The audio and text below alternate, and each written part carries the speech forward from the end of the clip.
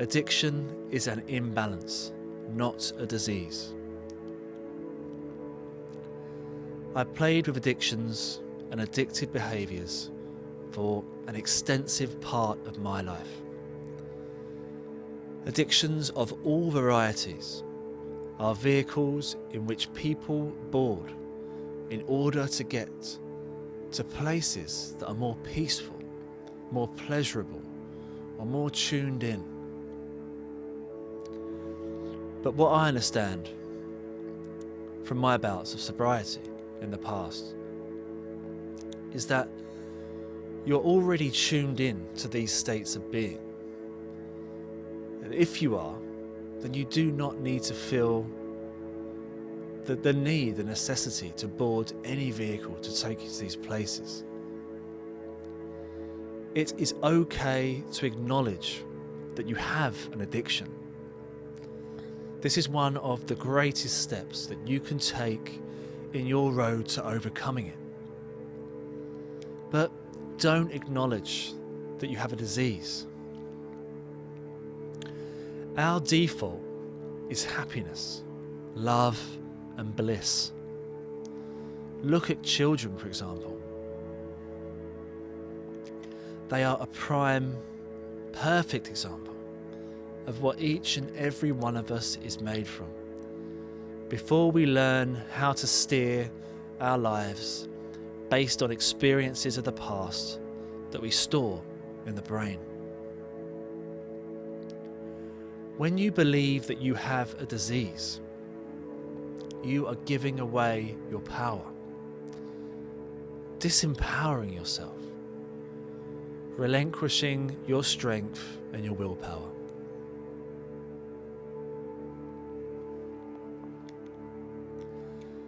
So do not attach to the premise of disease, because just as guilt and other emotions alter your perception on how to make decisions, so too will this.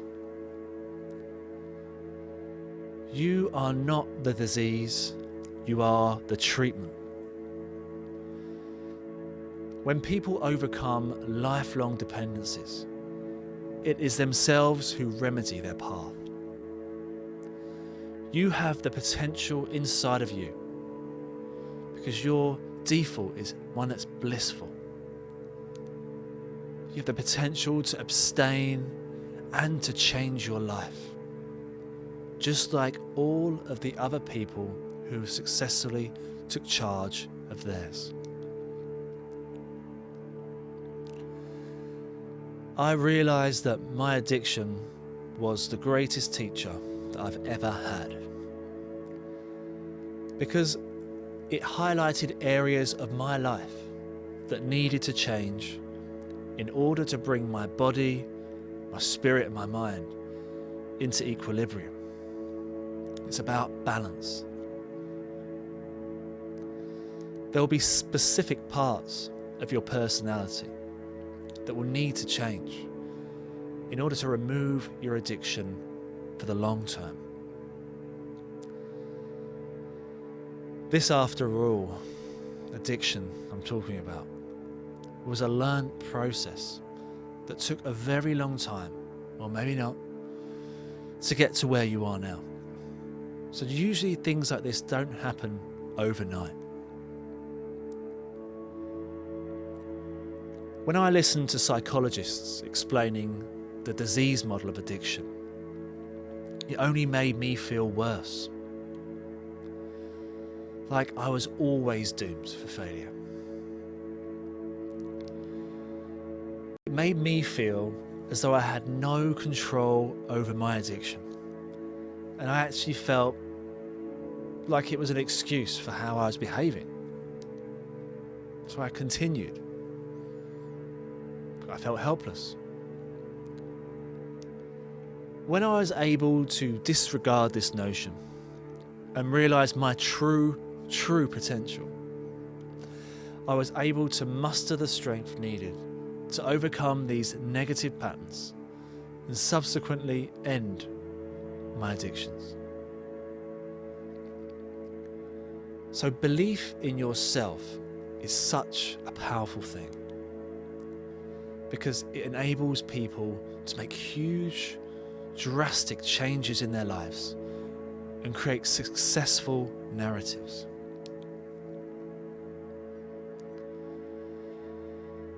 Many of those with addictive habits will be acting in response to the changes in their brains by the repeat of uptake of dopamine at the end of the day.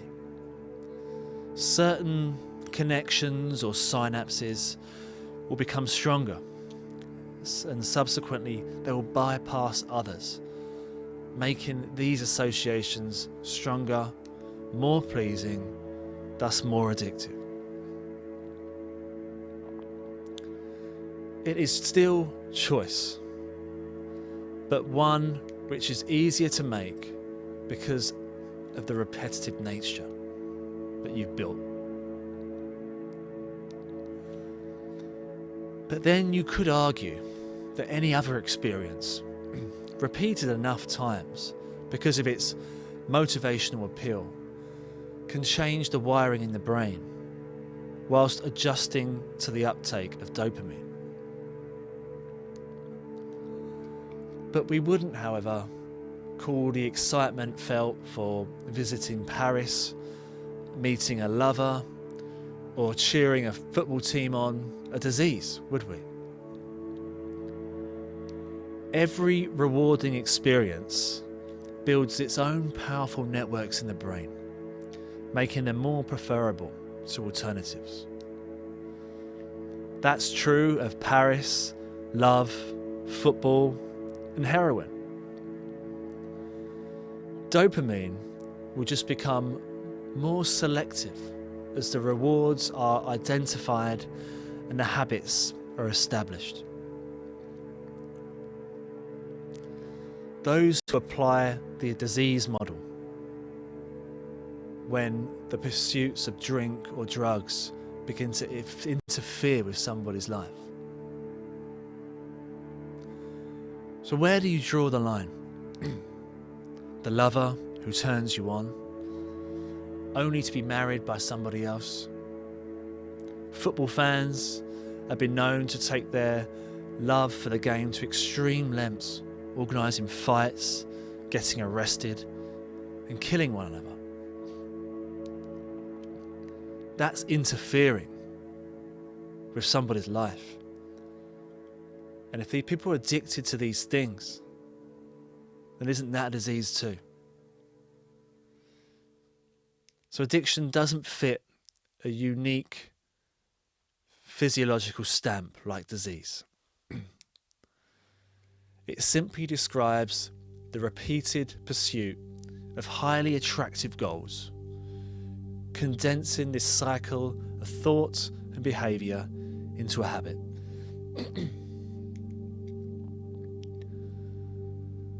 So when you realise that addiction is just learnt behaviour, a preferred choice that over time has become bolstered and held up by stronger connections in your brain, you can understand that you can strengthen other connections.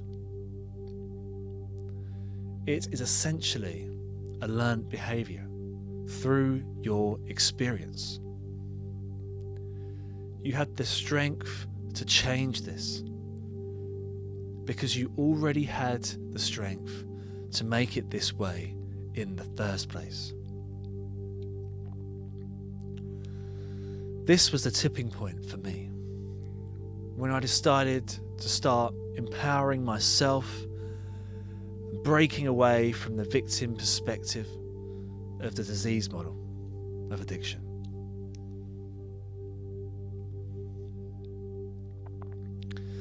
You must understand that you have a very powerful mind that will enable you to achieve anything you direct it towards. So this next chapter is called, Do You Have an Addiction Problem? People that struggle with addiction describe it as a cycle of destructive patterns that encourages negative behaviour and anchoring them into a life of dependency. Recognising this cycle will be the vital first step that you can take toward gaining your freedom back. Addiction can be described as any behaviour, substance related or not, that has a negative impact on your life, which you continue to engage in. If you feel like this applies to you, you could potentially be developing a dependency to something that is not serving your best interests. Do you find that there are things, people, objects or hobbies that seem to have increasingly fallen by the wayside over time? Have you sacrificed things in your life which brought you pleasure before and replaced them with time spent indulging in your new habit? This is often one of the earliest signs that your dependency is beginning to take control of your life. The 4 stages of addiction are experimentation, regular use, abuse, and finally addiction. The journey won't always appear so straightforward, but once reaching the addiction phase, very few are able to return to safer using.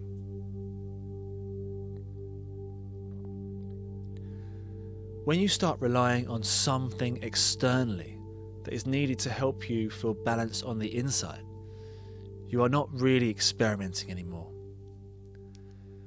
Whether it is a problem or an emotion that you're trying to deal with, you should be able to address it without reaching for something externally that is ultimately going to affect you negatively. Understanding that you have an addiction is one thing, but understanding how your mind will encourage it is another. If you have come to the idea that you are struggling with dependency, you might want to look at how you justify your urges. We all want what is good for us, but those who struggle with addictive behaviour often get misled by extremely persuasive thoughts. An addiction, no matter how strong, will speak to you in your own voice to justify its actions. It might say, "I've done really well this week, so I'll just have one as a reward," which might sound reasonable at the time, but it's encouraging you to stray from your path of abstinence. Recognizing the difference between positive thought and addictive persuasion is crucial when dealing with urges. So when thoughts like this arise, pull back and take some time to observe and study them. And you should ask yourself these 3 questions. 1. Will I be engaging in what I am trying to quit? 2. Is my addiction talking to me? And 3. Is this something that is not serving my best interest? So if the answer is yes to any of these, you will know that it's just an addictive urge that you can work through. It's your mind playing and turning it around.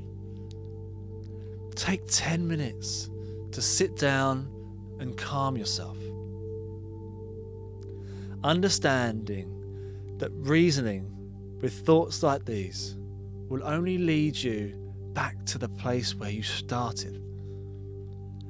Now that you're able to recognize this, you have the power to stop justifying addictive and persuasive thoughts.